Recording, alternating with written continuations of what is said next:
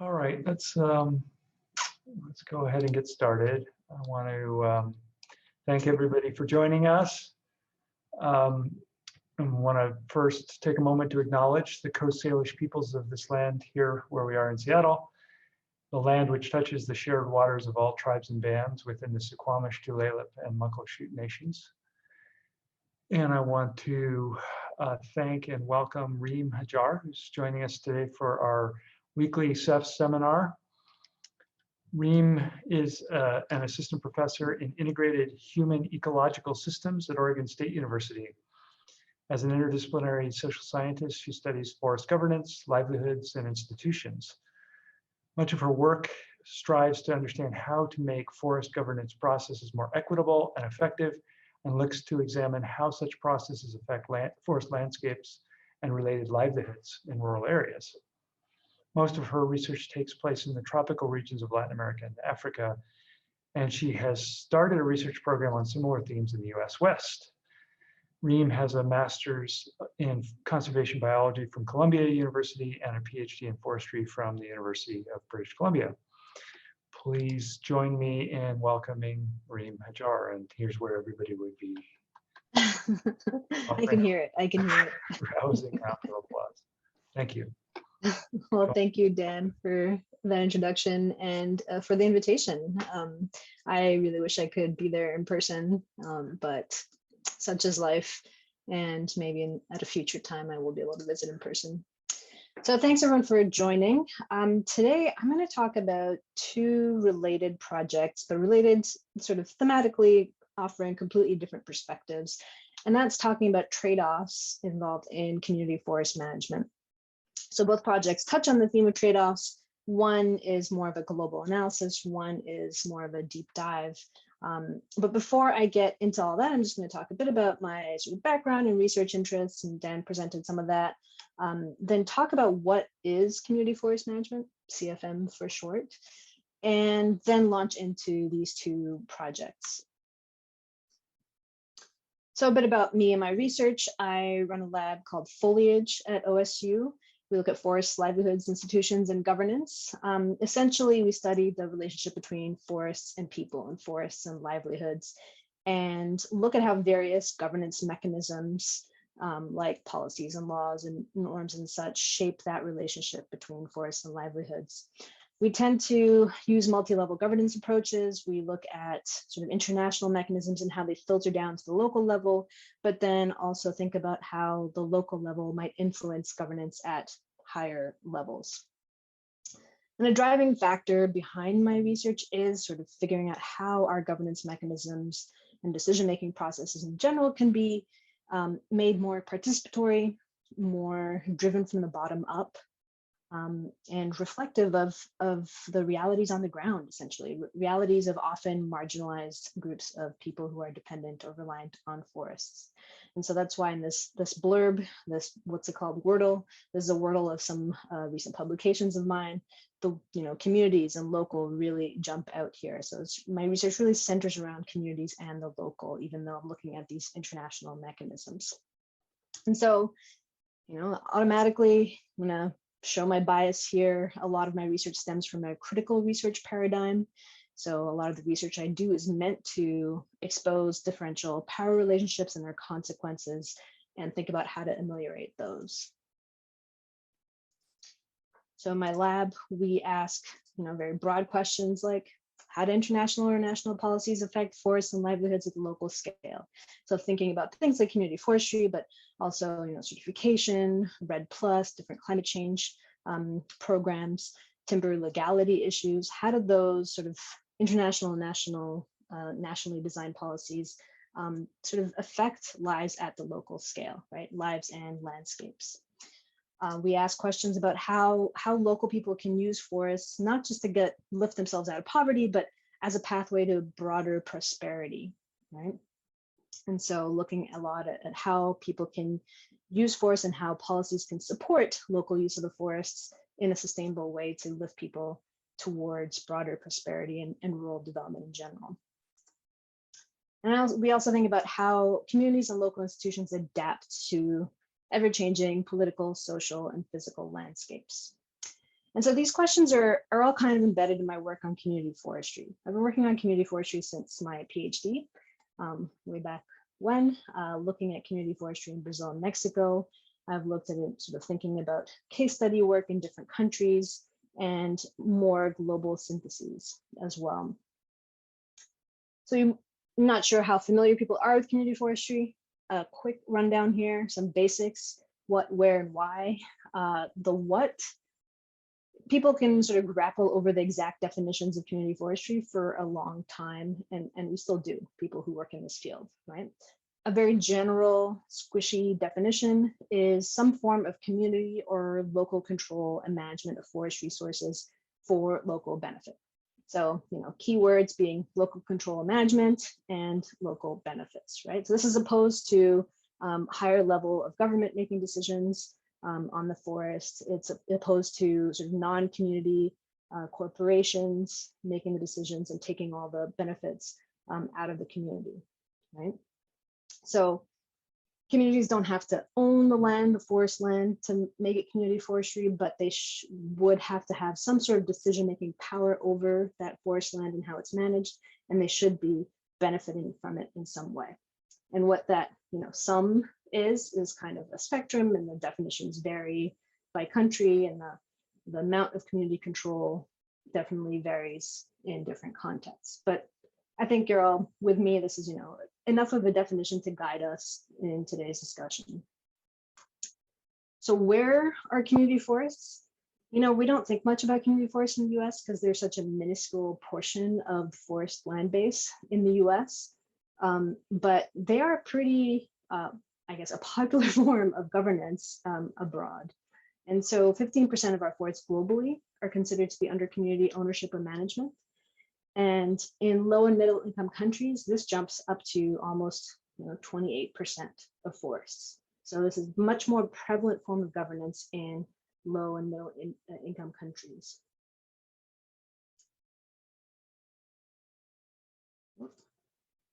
And this is an increasing trend, right? So looking at from 2002 in the dark blue to 2017, the amount of sort of community forests that are either designated for the use of for use by Indigenous and local communities or owned by Indigenous peoples and local communities has been increasing in the past couple of decades, and the amount of government administered lands has been decreasing. Again, these are in low and middle income countries, but it's also highly variable in different regions, right? In Latin America, you have about 30% of forests under community management or control, right? Same in Asia. In Africa, much less so. We're talking about like less than 7%. Okay, so that's where they are. Why do we care about them? And why is this trend increasing? Why are we seeing more and more lands being given back to communities or given to communities to manage? There are three principal reasons, just to summarize a big history of this. So the first is we're promoting community forests. We're promoting local land rights around the world as a means to recognize traditional rights to the land of Indigenous people or non-Indigenous people who have sort of occupied that land for a very long time. So it's part of this more global movement to, right past wrongs and recognize traditional rights to forest lands. And so the reason why we see so many community forests in Latin America or such large areas of forest in Latin America has been the past 3 decades or so a push to title Indigenous lands and give back those resources to Indigenous groups. Another reason why it is becoming more prominent is that the conservation movement is getting behind it. So this is a debate on its own, but you could argue that having local managers who are better attuned to their environment, who are better able to monitor their landscapes, who are better able to adapt to changes in that landscape would be better for the environment. There are lots of cons of community or local managers that you can think of too. I won't get into that today. I spent a whole class teaching about that. But so that's another reason why we're seeing more and more of a push to community management of forests. So in some countries that have maybe poor governance at the national level, large swaths of forest, and they're not able to manage those forests or keep people out of those forests in terms of illegal loggers or miners, what have you. The theory is that if you give the rights back to the communities, the people on the ground, and give them resources, and they can do the monitoring, and they'll do a better job conserving the forests. That's the theory. And then lastly, it's also being promoted by a lot of development agencies around the world and international banks as a form of poverty alleviation or rural development. So again, this idea of give communities back the rights to the forest, to manage the forest, and they can live off of that forest better. They can develop their communities using proceeds from that management. Right? And so when I say management, you can think of like timber management, so that's an obvious like income source, but other forest products as well. More recently, more business and services that they can benefit from, watershed management or biodiversity payments, or ecotourism, things like that. So, increasing local incomes through local management of the forest. So it's sort of like triple win, right? Community forests can help us recognize rights, conserve forests, and alleviate poverty. So it's clearly seen as an attractive option for a lot of conservation and development agencies around the world. Right? Seen as like a theoretical triple win for conservation and development interventions. And this is a concept that's been around for several decades in some iteration, right? Way back when, certain countries, this has been around for like over 50 years, right? But more recently, as a conservation and development intervention, I'd say since the 1990s, are we seeing this larger push for community forestry? So it's the theoretically triple win outcomes, right? In practice, what we find is that there have been a substantial body of case studies that show, we're not getting this triple win. We're seeing a lot of varied outcomes. We're seeing a lot of evidence of trade-offs in outcomes. We're seeing a lot more success in conservation, but not livelihoods. Right? Community forests are doing, are increasing forest cover or forest condition, but less so in terms of improving local livelihoods. Right? Lots of case study work doing this. And this leads us to the first study I'm going to present today. These are all case studies. There are tons of case studies from around the world. We've learned a lot from these case studies, but really, and I've actually, I've done several case studies looking at community forests in different places. So you get all these different stories coming out of these case studies, but what we're really lacking is a synthesis of sorts to try to find trends across these many case studies, right? Across these many countries.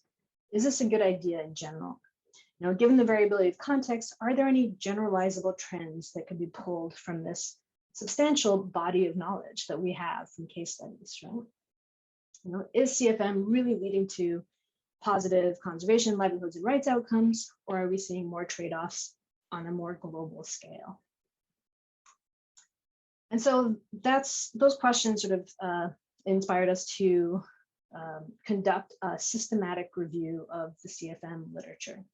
And so this is a project that, even though the last paper just came out like last month, this is a project that we've been working on since I was a postdoc at the University of Michigan back in like 2015. So it's been a long project. And this project, funded by C4, had as an objective to systematically map the peer-reviewed literature on community managed forests. So figure out what's being studied and where, and with what outcomes. What outcomes are we seeing from these multitude of case studies? And then a second objective, which I'm not going to talk about today, but it's an also interesting component of this whole bigger study, is to think about, well, what contextual factors, what biophysical, institutional, socioeconomic contextual factors seem to be associated with improved outcomes. So the results of this has been a couple of studies. Back in 2016, we published this note in Conservation Biology, which was more like the systematic map. Like this is the information we have. And then the one that came out just last month in Nature Sustainability, which is more of a global analysis of these. Are we seeing synergies? Are we seeing trade-offs? What are the outcomes in CFM globally. I don't know if anyone's done a systematic review. It's a pain in the ass. It takes a lot of work. Part of the reason why this project has taken so long, because you're really trying to capture every single thing in the literature that's been written about this topic, right? So, you set up a long, complicated Boolean search with all your keywords, and you start off with 15,000 plus articles, and you have to sort of filter through those articles to see which ones are relevant. And so we published a systematic review protocol, which outlines the protocol we're going to use to do the systematic review. And it's one of the things that people do with systematic reviews. And this protocol details all the inclusion criteria, how we're deciding which studies fit into our criteria and will be used in our study. And through that process, we sort of filter down to a more manageable number of articles, right? So our inclusion criteria had to be articles in English. So that's, bias number one in the study. Not written here, but we also had as a criteria that it had to be peer-reviewed literature. So in an academic journal article, that's, bias number two, things to keep in mind. But so the end result was we filtered it down to 267 articles that met all our criteria. The other criteria involved the actual content of the paper. Did it talk about community forests? Did it talk about a contextual factor? Did it talk about at least one of the outcomes of interest? And from these articles, we were able to extract data on 697 individual cases of CFM. And already this is the largest database of CFM that we have. So that on its own is, a really useful tool. And so when I say extract data, we extracted data from the papers, from each of those papers on 50 different contextual factors and 10 different outcome variables. So I'm not going to go through all of these. You can see, we extracted information on what the intervention was, what the CFM intervention was. So most of these cases were cases of some sort of government or NGO intervention in a community that brought CFM. Some of the papers were of endogenous CFM as well. We took information that were available on the user group, the characteristics of the user group, any sorts of institutional factors, market factors, biophysical factors, lots of stuff. In terms of outcomes, which is what we're going to be focusing on today, we looked at outcomes in sort of the three broad categories, right? So in terms of conservation, our environmental indicators were biodiversity, forest cover, forest condition, and these were all extracted from the papers in that following CFM intervention, this was the result: an increase or decrease in biodiversity, increase or decrease in forest cover, etc. In terms of rights, we looked at whether communities were gaining or losing access rights for commercial purposes to the forest, as well as subsistence rights. And we looked at food security. Very few studies looked at food security, so we didn't do anything with this. And then in terms of livelihoods, we sort of just broke it down to income and employment. So we looked at household income, community level income, and employment. And then we had another sort of standalone variable, benefit distribution, which I can talk about later, but is not featured as one of our three key outcomes. So a bit about our data set. This map just shows us where the case studies were, and this sort of presented another potential bias. If you'll notice that there's heavy representation from India and Nepal. So 50% pretty much of our cases came from South Asia. And so we were worried initially, oh, this is going to skew our results. But in fact, the results that I'm going to show you, the trends in the results hold even if you take out India and if you take out India and Nepal. So, well, one thing this did show us also is that the literature is likely not representative of CFM worldwide. We know there's a lot of land here in South America that is community owned or managed, and there wasn't that many studies, in any of these countries, right? We know that there's much less land covered by community forests in Africa, yet, Tanzania came out as having 52 case studies. And same with Cameroon, really they're overrepresented in the sample. The other thing we were able to do, and this is just from the systematic map part, and I'm mostly just showing you this because it's just a cool thing to look at. So these are cases. The columns are essentially cases, right? And so what we're looking at here is a particular characteristic or a particular factor. It's a dark blue. If it didn't report on that, then it's gray. It was missing. What we're able to see with this is that we have a lot of data on institutional factors. Not surprising, a lot of the original research on community forests following Eleanor Ostrom et al. Really focused in on institutional factors in community forests. So we got lots of data on institutional factors. We have a lot less data on some user group characteristics, market underrepresented in the data. And some, for biophysical stuff, it was really just like forest type and forest size that was mostly reported. Right, so we're not collecting any data on how markets might be affecting outcomes in CFM, which is crazy to think about now that we know more about all this, right? In terms of outcomes, people are reporting forest condition, forest cover, biodiversity even, much more than they're reporting things like food security. So nobody seems to be concerned about food security issues in community forests, right? So just some interesting background, but let's focus in here on the outcomes piece. We're going to leave the contextual factors behind. So focusing on the outcomes, we sort of created 3 composite variables that roughly correspond to these 3 principal objectives of CFM, right? So like I said, the livelihoods, we combined some income indicators for forests, we combined the cover, condition, biodiversity indicators, and for rights, the commercial and access. So looking across all these case studies, what can we say about whether CFM is leading to multiple positive outcomes, or if some of these outcomes are being traded off on another? So, Sankey diagram, to interpret this, going across here are single cases. So each tiny little invisible line here is a case. So for example, this case on the very top, the case found that there were increases in income, increases in environment, and increases in rights post CFM. So a few things to note about this. This is only an N of 122 for this diagram because not every case study reported on every outcome of interest, right? So this is a much smaller sample. But the big thing to take home from this picture is that the triple win outcomes that we're seeking are actually a very small part of the sample. There are only 18 cases, I think, that had triple wins. What we're seeing a lot of is double wins from income and environment. All is purple. These are all increase to increase.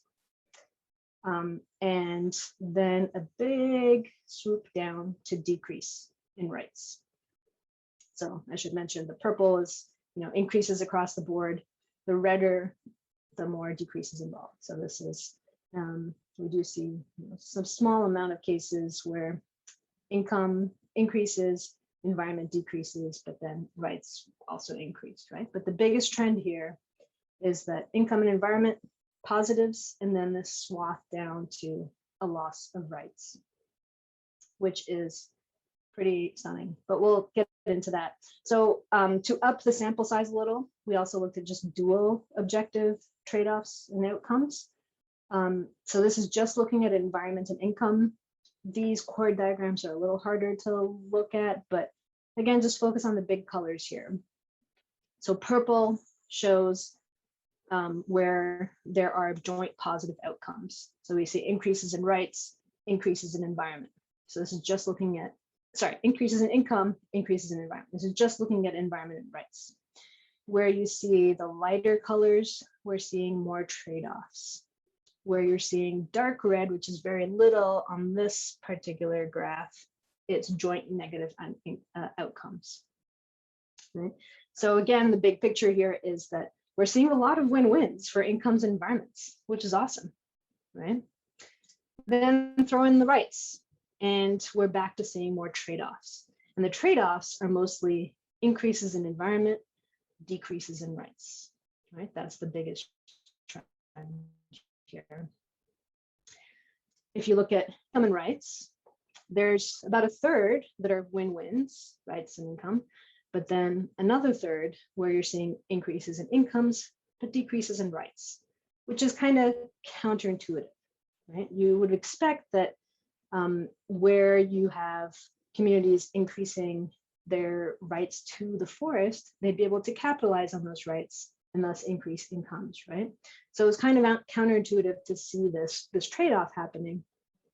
And so sometimes you can think about it as, or in some cases you can think about it as like, yes, they're losing some access rights to the forest because formalization of that land is resulting in more restrictions on how that land can be used, right? Before formalization, they could use it how they wanted, to give legal land title, to have forest management plans, has some restrictions on it, right? So you can't just use it the way that you were using it in the past. And in some cases, in about a third of the cases, we're seeing that this doesn't affect incomes that much, right? Because other things, the fact that the enterprise is now formal is bringing in more incomes, or the fact that, you know, the intervention also brought alternative livelihoods to sort of compensate for the forest access loss is bringing more incomes. But then if you look at the cases a little bit more closely, you realize that bringing in more incomes is actually leading to a lot of unequal benefit distribution in the communities. And that benefit sharing variable that I mentioned earlier, well, we found about 50% of cases found that benefit sharing became more unequal following CFM, right? And there are other cases where income was coming in, but it was, you know, only benefiting the village elites, and the non-elites or the more marginalized groups in the communities, the ones who are more reliant on the forest in the first place, were suffering from the new access restrictions. But they were the ones who are least likely going to benefit from any sort of alternative livelihood schemes. So to conclude that study, yes, we're seeing lots of trade-offs in outcomes, but the trade-off is not the typical one we used to think about, where, you know, if you use the forest, then you get more income, but then the forest degraded, or vice versa. You protect the forest, you lose income. That's not what's happening. More often, it's the rights aspect that are being compromised, which leads us to think, you know, well, we need to pay more attention to the nature of rights that are being promoted or being returned or given back, or in these rights-based approaches. And we have to think about, well, who in the community is gaining the rights, who's losing rights, and how are rights losses being compensated within the communities, right? There's maybe an expectation of some rights losses in terms of what they can no longer do in the forest, but if that's being compensated in a way that's locally acceptable, maybe that's not such a bad thing, right? One thing to note, though, is in the cases where rights were not compromised, we saw, you know, 75% of those cases, forest condition was either enhanced or maintained, and 100% of those cases where rights were not compromised had increases or maintenance of incomes. So that's just to show you that, you know, that even if development and conservation agents are mostly concerned with improving forest condition or increasing local incomes, that third rights-based element can be an important predictor of positive outcomes for those goals. All right, how am I doing on time? All right, so I'm going to hop over to case number 2, study number 2 now. So we tend to focus on outcomes of community forestry under those broad categories, right? That I was just talking about, these sort of substantive outcomes of community forestry, and think about trade-offs between environment and incomes and things like that. But we don't often treat, and you know, we're guilty of this in the study that I just presented, we don't often treat communities as active agents in making those decisions, weighing those trade-offs, and opting for one path over the other. Right? We're just looking at the end result without thinking about the process that led us to that end result and the role that the community themselves may have played in shaping those outcomes. Right? So I'm going to talk about some cases in this part where communities have made decisions about managing their forests, knowing or at least acknowledging that they're going to lose in some aspects but gain in others. And so this is a project that was funded by the Canadian Social Sciences Humanities Research Council. The larger project was funded by them. It also went to, part of this funding went to my PhD graduate, a recent graduate, Gretchen Engbring, who did this work in Mexico. And so, this is all like her results. So it's played a major role in this research, and we're any day now going to submit this particular study to World Development. All right, so to think about this, let's also think about community forests a little differently. So we're not just thinking of them as a development intervention anymore. We're thinking of them as an enterprise or a social firm, right? So communities can operate a business based on their forest, right? Just like any other business, except that these businesses are community run, their community shares the profits, some sort of collective that's managing them and benefiting from them. They often have multiple objectives beyond just maximizing profits like a typical company might. So they might also be concerned about like increasing employment, local employment, preserving local cultures, etc. So some people label them as social firms because of this. So we're going to focus on CFEs in Mexico because CFEs are really well exemplified in Mexico and has a long history of community forestry, well-developed CFEs. Some of them are highly mechanized. Many of them aren't just cutting trees. They have their local milling, community-run sawmills. Several of them well, not several of them. So this particular community, which is kind of like a model for others, has some very fancy machinery to make furniture. A lot of them have reforestation programs and nurseries. Some of them have diversified and are now running water bottling plants out of their watershed. They have sort of almost industrial pine resin operations. They have ecotourism.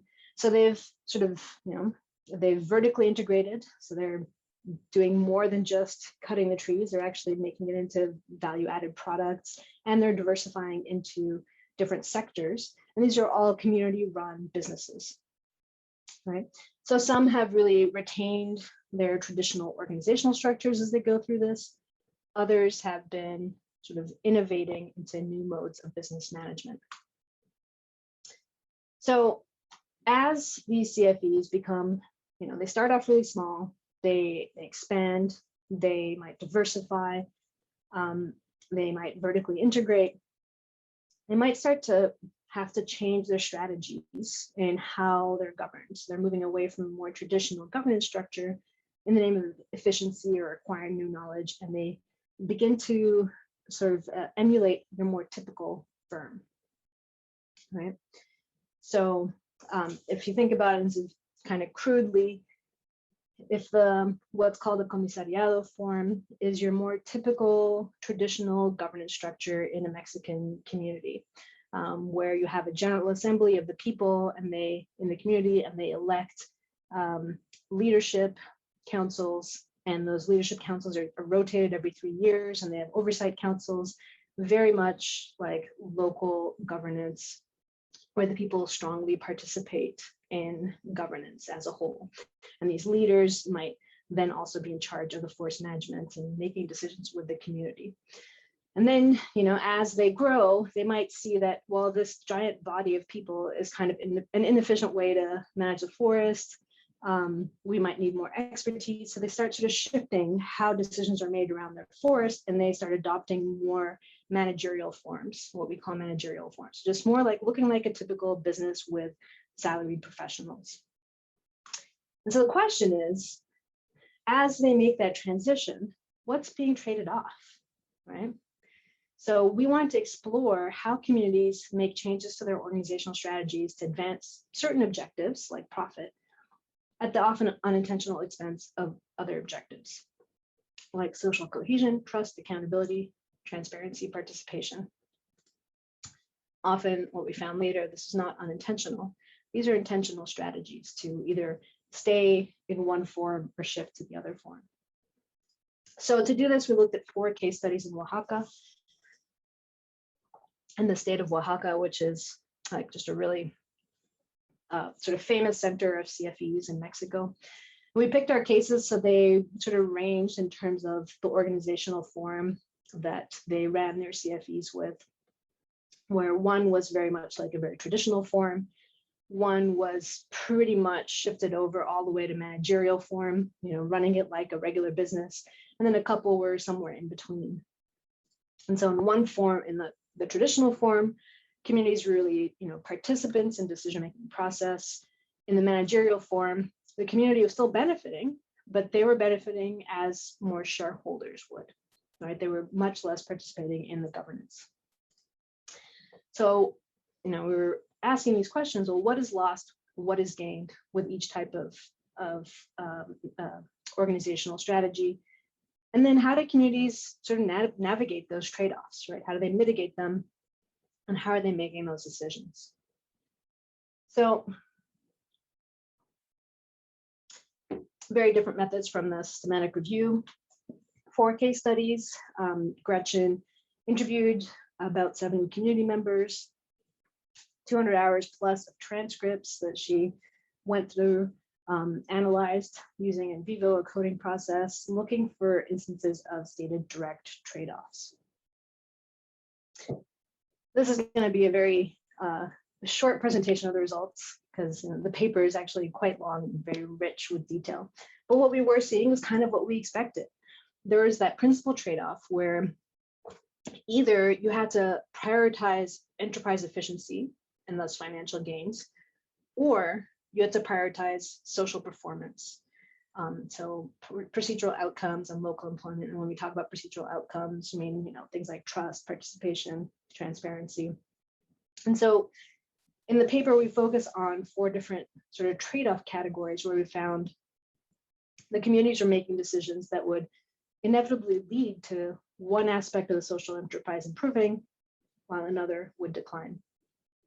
So decisions around how they chose their leadership, how they made their decision-making, how they did their decision-making, where to even locate facilities, and how to distribute benefits to community members. So I'm not going to have to go through all these. I'm just going to give you a couple of examples here of the kinds of trade-offs that communities were grappling with. So in terms of leadership and decision-making practices, Mancomunados, which was very much exemplary of that managerial, professional, enterprise type form, they had general managers in charge of their activities for several of the different types of enterprises that they had. These managers were hired for their expertise. They didn't have to be from the community.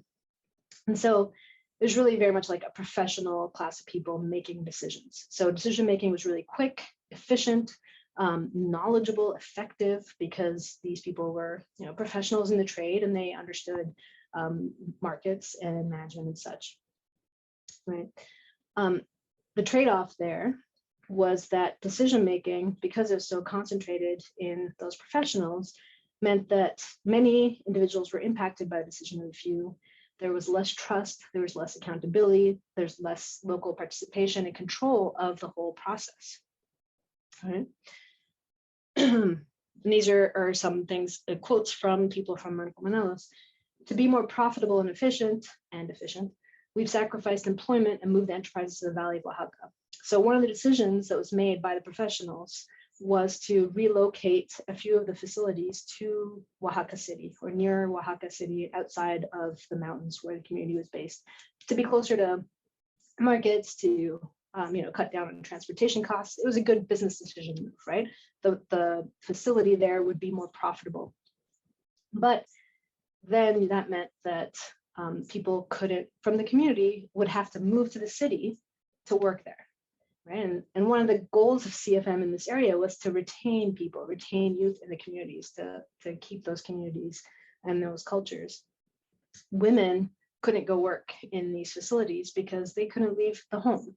Previously they could all work in these facilities because they were located close to home.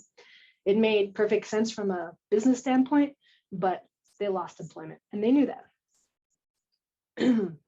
Families have to move to the city if they want to work there. The communities will be empty. So let's look at the other end of the spectrum. Very traditional form. They have rotational leadership. Every 3 years, someone new gets elected to the position from the community. The local leaders better understand local needs, traditions. They're more accountable. They're better trusted. They're more transparent. Everything they have to do has to go through the General Assembly, so everybody's aware of what's going on. And this really preserves the governance customs of the community. You have a lot of participation. But the flip side is that these leaders have less expertise. They're not foresters by training. They're rotating every 3 years. They don't really have a chance to accumulate knowledge and learn on the job very much. As soon as they've learned on the job enough, then it's a new leader. So as a result, and this was fully acknowledged by the community, they're less able to maximize their revenues and efficiencies. Most of the decision making was left up to the General Assembly, so it's a very slow collective decision making process. And the trade-off is, less revenue. This was a decision that the community has made not to transform to the more managerial form. Each of the communities, in particular the communities in the middle, did employ different mitigating strategies to mitigate those trade-offs, and I just presented a few of the trade-offs, of course. Either having professionals for some enterprises only, but not for others, so keeping people more involved in decision-making for like the timber management, but less so for the ecotourism, let's say. They had tiered decision-making where, the big decisions were taken to the General Assembly, but the more day-to-day stuff or the smaller decisions could be handled by those professionals. They, tried to provide more trainings for those leaders that were rotating in. They had a lot of support, technical support from agencies, alliances, and importantly, they had, thinking of communities more on this end of the spectrum, they had more government or NGO subsidies for enterprise investment, right? So mancomunados on this end, they can take their profits, reinvest in the enterprise, grow the enterprise, etc., right? And then distribute the profits of the what's left over. With La Trinidad, they didn't have that much profit coming in, once they've paid their employees, but they were relying on the government to occasionally subsidize maintenance of equipment or purchasing new equipment. But that subsidy was really allowing them to not have to think about maximizing profits to grow, right? That subsidy was allowing them to keep the traditional governance system and the culture that they had stable. So some implications of this kind of work. Why does this matter? So most studies that look at trade-offs for CFEs, as I said, have looked at these substantive outcomes, like whether they're employing people or whether they're providing incomes. And so if you look at that as your goal, then the mancomunados model is fantastic, right? And it often is like heralded as this like amazing model of community forestry. Look how successful they are. They get lots of money, they hire lots of people, but the people that they're hiring aren't necessarily community members, right? And they're sacrificing all sorts of other things to pursue that model. But then, if you look at La Trinidad on the more traditional spectrum, to them, what they're doing is considered successful. They're happy because they haven't compromised what's important to them. And so thinking about these different models of success is super important if you're trying to support community forestry, right? To allow the community themselves to push for what they want from this enterprise. So the other thing that we tend to do when we think about CFEs is that we oversimplify their organizational strategies and structures in the literature. And I've just presented a very oversimplified version. We don't do that in the actual paper. But so we're assuming that these communities are uniform in their organization and decision making. And that really masks the complexities that result in important trade-offs. And so really understanding how these organizational strategies works helps us to expose some of these trade-offs that come out in practice. And then, understanding these trade-offs can lead, just understanding them, exposing them can lead to more deliberate, transparent decisions, right?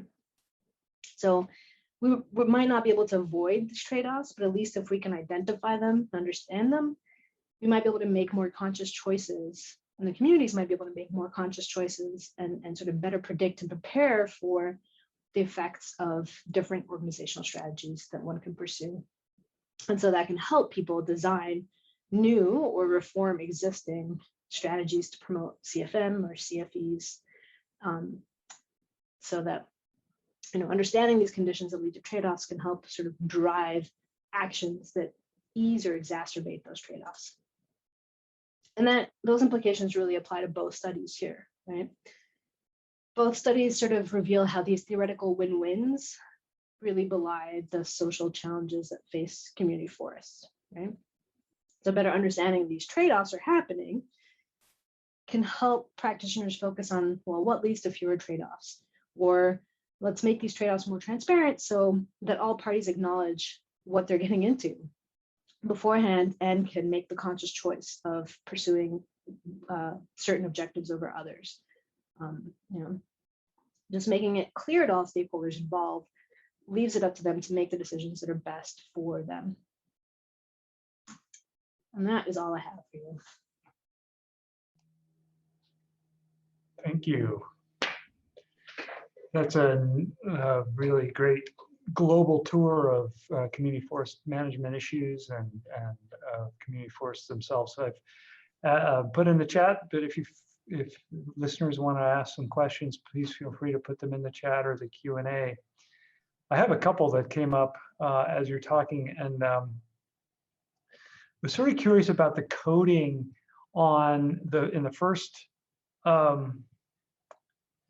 paper about rights and about whether rights are, you describe the outcomes as positive or negative with respect to rights. Rights to me seem like they shift. They can be positive for one person or group and negative for another. So how do you define that? So it's less about positive and negative and more like, are you getting more access to the forest or less access to the forest? Is who? So I would imagine the community. Enclosure means one group's getting more access and another group's getting less access. So you're saying so the locus is focused on community. Yeah. So these are all like outcomes for the community, right? Are they getting more incomes, the communities, or are they getting more or less rights? But you've totally hit on a point that like sort of giving the rights to the community to a certain piece of land. First, you got to define what the community is, right? Who's in the community and who's not.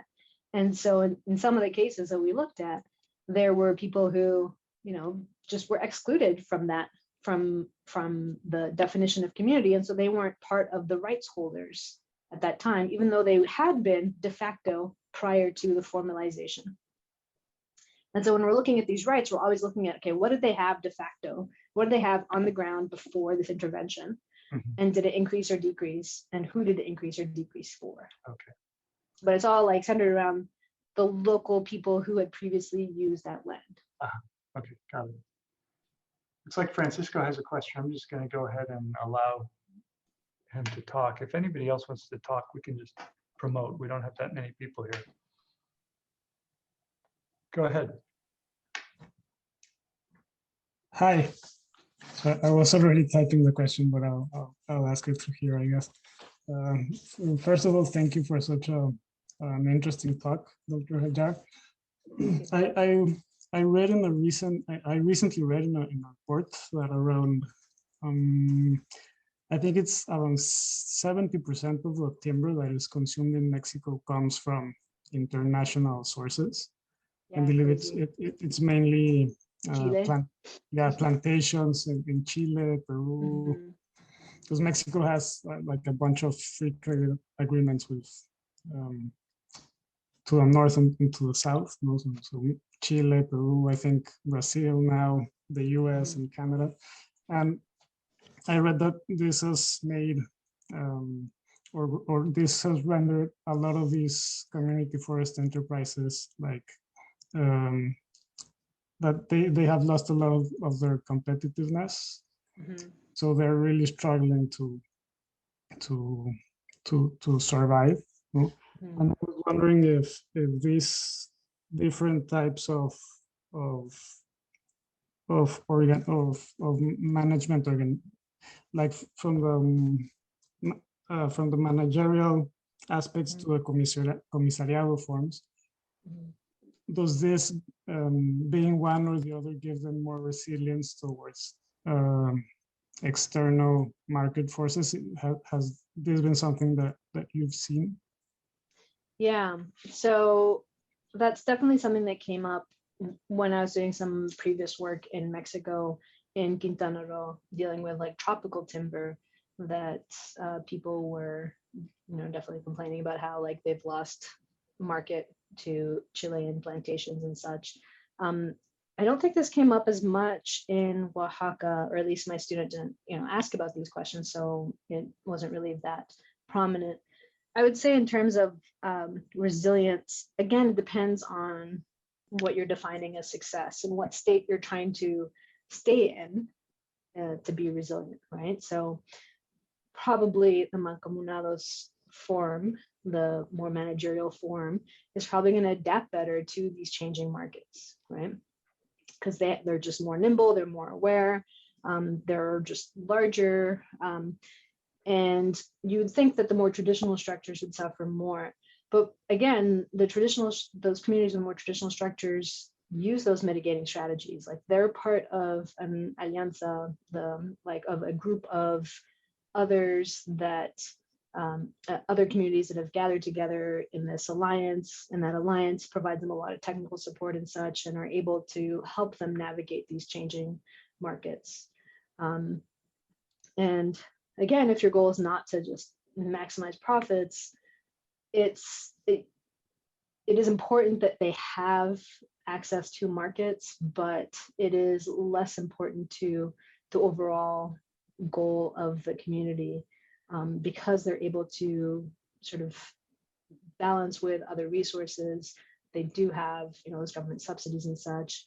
One thing that at least the government in that area is doing is like coming up with more procurement policies where, for one of the communities, not either of the two that I just talked about, they're purposely buying all school furniture from community forests, things like that.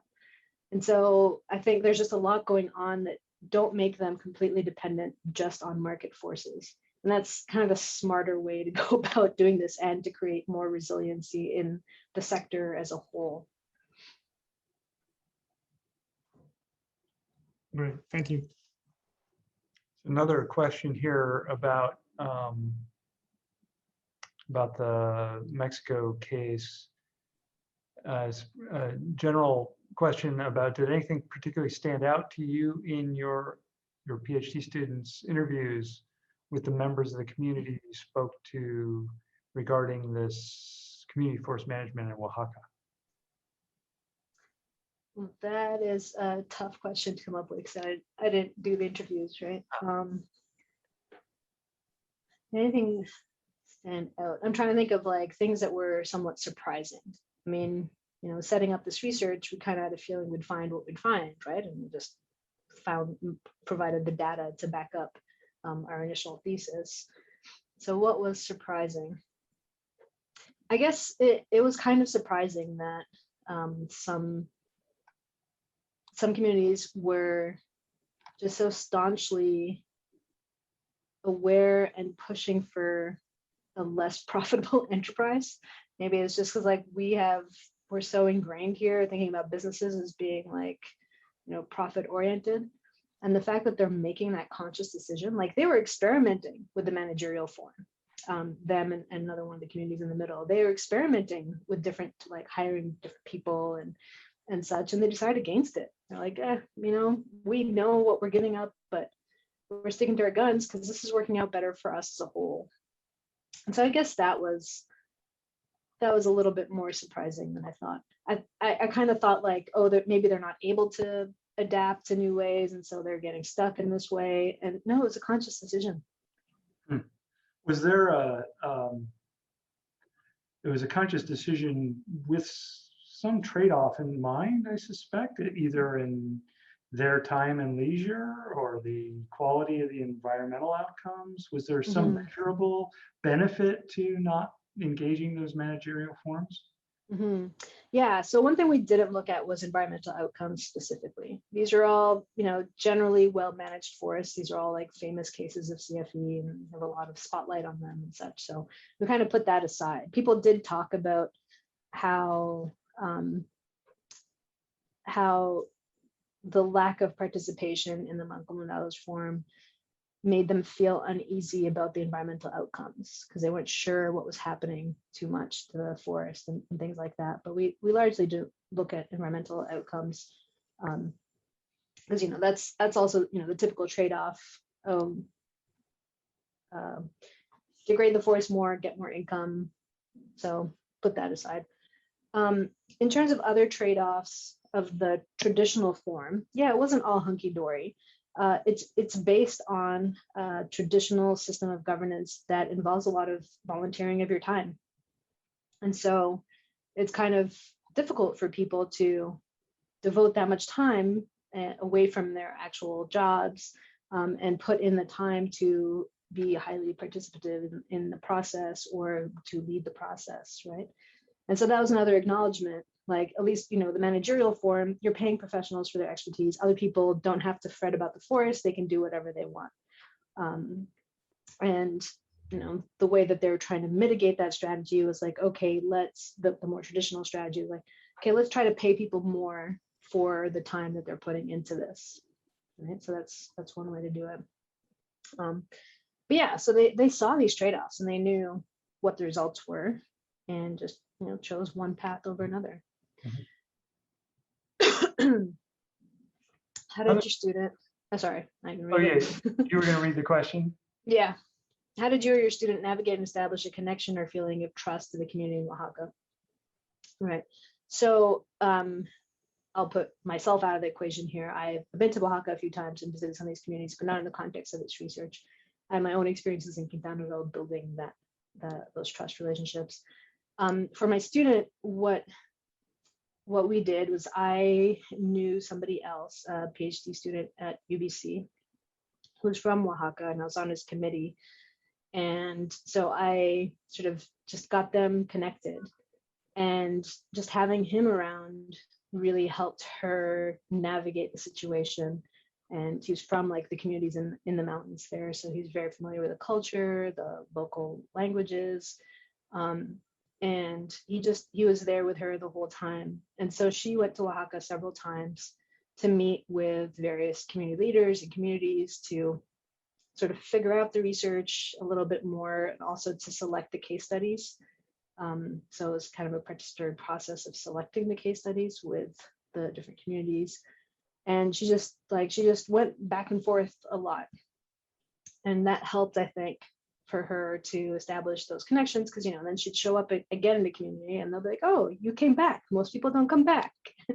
Right. So that definitely helped. I think it would have been much more difficult without having Neftali, the Oaxacan PhD student. Yeah. So another question from Francisco. Has the forest management certification movement that started in the 90s pushed or motivated ejidos and communities to adopt more managerial forms? Mm-hmm. Yeah, didn't look at that specifically. Just thinking in terms of, again, more my Quintana Roo experience, they had fewer communities that adopted the managerial form. They were still working more with traditional governance, and there were a few of them who had been certified, FSC certified. So I don't, maybe there were some decisions along the way that prompted one or the other regarding certification, but I can't say that only the managerial form ones pursued certification. Yeah. Okay. Well, our time is up for our normal seminar, so we should go ahead and stop recording.